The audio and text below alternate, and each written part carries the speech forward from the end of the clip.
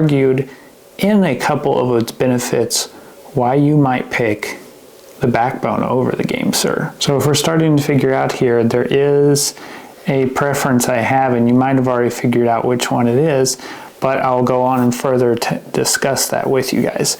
So both of them offer actually pretty good ergonomics compared to all the other controllers out there. And Gamesir has been a reputable company for several years now, making portable game controllers and even full console grade controllers you can use on Xbox or PC even. But this newest one, they really dove into really working on the triggers, the sticks, and the grip, most importantly, to make it feel like a full-fledged Xbox controller per se. I like the color that they went with. It gives this old-style Nintendo color theme to it. That's always a thing I like when these companies try to do a more retro controller color. These color schemes are similar for what Gamesir has done in the past, but it's nice to see them doing it again on different controllers. And then BackBone is tried and true with their solid black or their PlayStation edition, which I have here.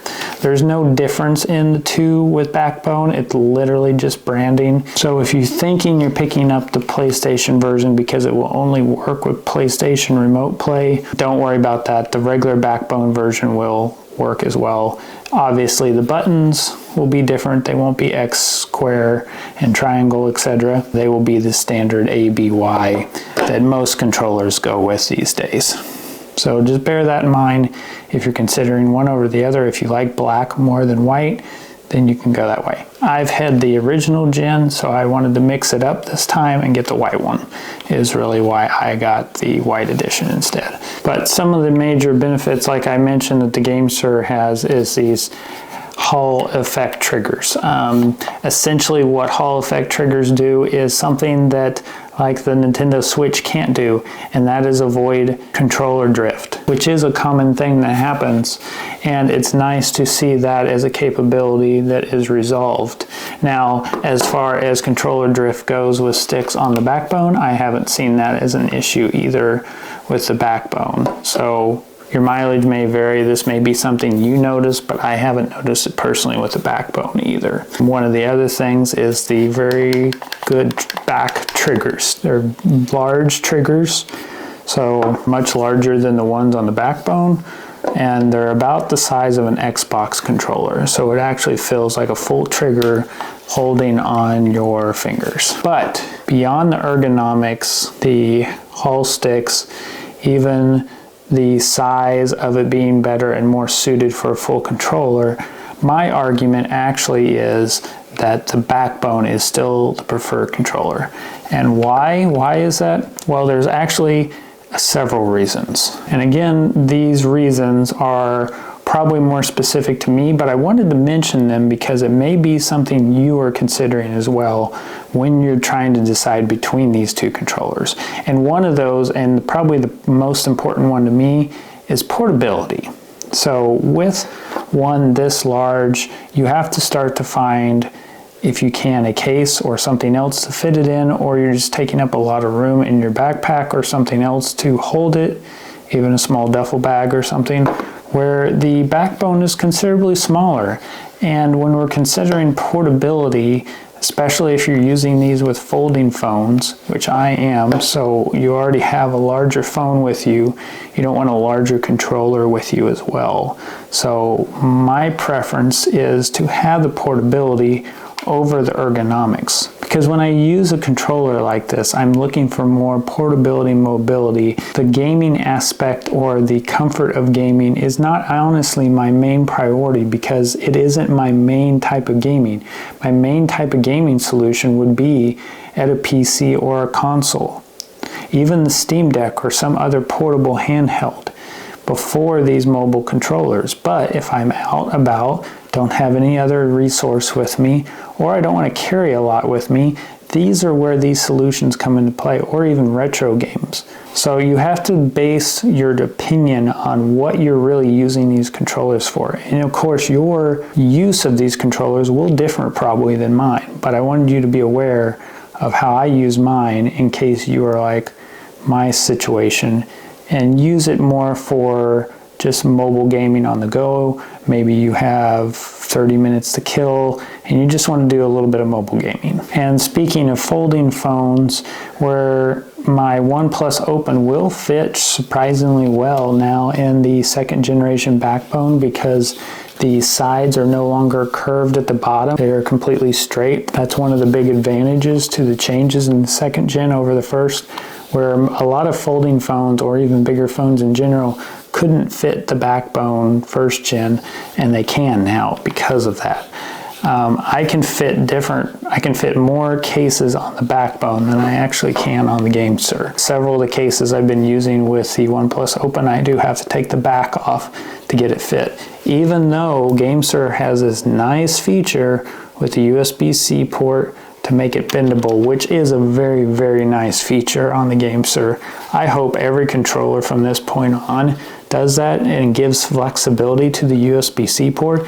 It just causes less wear and tear on both the controller and your phone, not having to shove it in there at a harsh angle. But over portability, one of the other major things to me that's important is the ease of use utilizing the device with the operating system of choice, either being iOS or Android. And BackBone again succeeds in this over Gamesir's app, where BackBone's app really feels like a console quality experience once you open that app, where it actually feels like you have the tiles of games as you just pick your game, you jump into that game from that point on. Gamesir does have that in a way, but it's a little more cluttered, and sometimes your game doesn't even show in that app. Then you have to go back into your app launcher, find the game from there, and launch it from there.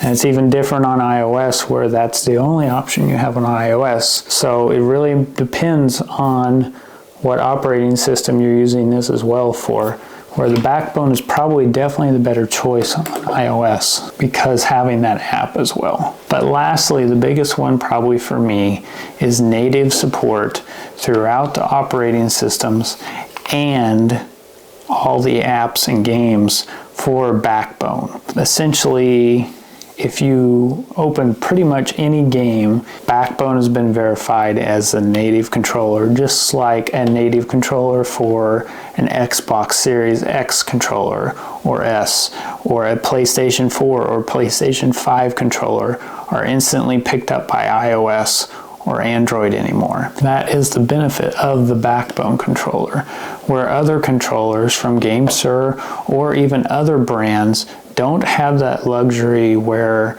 some app developers are spending their times in making sure their app and their game are detected with certain controllers. They're only focusing on those native controllers, the most commonly used controllers, which of course are your console controllers and the BackBone. So that is lastly one of the main reasons why I prefer the BackBone over the Gamesir. But maybe you prefer the more controller mapping options. Gamesir has a more robust controller mapping than BackBone does. Because of that controller mapping, you may have to do that in games more often. For example, one game that has poor compatibility with other controllers is Call of Duty. Call of Duty has to have the touch inputs mapped to the physical controllers on the Gamesir. And no matter how well you get this mapped, there's always just a little bit more of a delay in how those controls work over utilizing a native controller like BackBone. So for starters, if you're a big Call of Duty fan, I definitely would recommend the BackBone over the Gamesir. As you can see in some footage here, I'm playing with the Gamesir and still struggling, even after doing one controller mapping, that there's still inputs off a little bit, and you have to do this controller mapping per each device you have because of the real estate and the controls lining up different for the touch controls. So this whole experience of just being able to pick up and play a game can be a little bit more difficult depending on what game you're playing. most of the time, if it's a good developer that has spent time to make a lot of generic drivers for game controllers, you won't have this problem.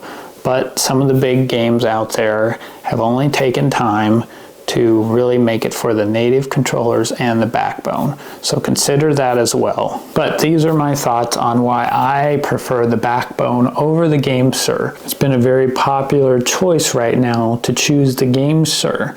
So in this video, I wanted to provide a perspective of why the backbone is still a really good alternative as well. Obviously, this depends on you and what you're looking in a controller, but for me, the backbone still wins. So if you have any questions about these controllers, anything else I didn't cover that you may be curious about, leave me some comments. I'll try to answer them, and I'll see you in the next video.